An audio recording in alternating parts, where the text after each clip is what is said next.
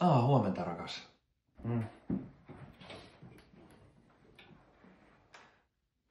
Niin hei, tänään meillä oli tarkoitus mennä kattoo sitä sohvaa iltapäivällä. Et sopisiko vaikka tossa 5 aikaa, kun mä oon päässyt töistä, niin...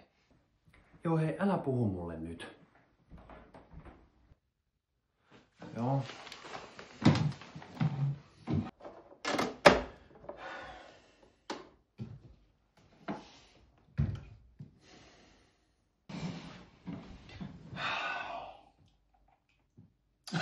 Ton mä lähetän Sarpalle.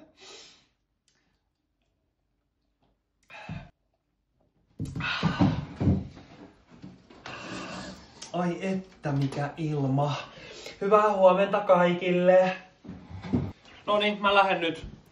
Hei, muistathan, että tänään mennään sit kattoo iltapäivällä sitä uutta sohvaa. Joo, hyvä kun muistutit. No niin, hyvä. Kivaa päivää.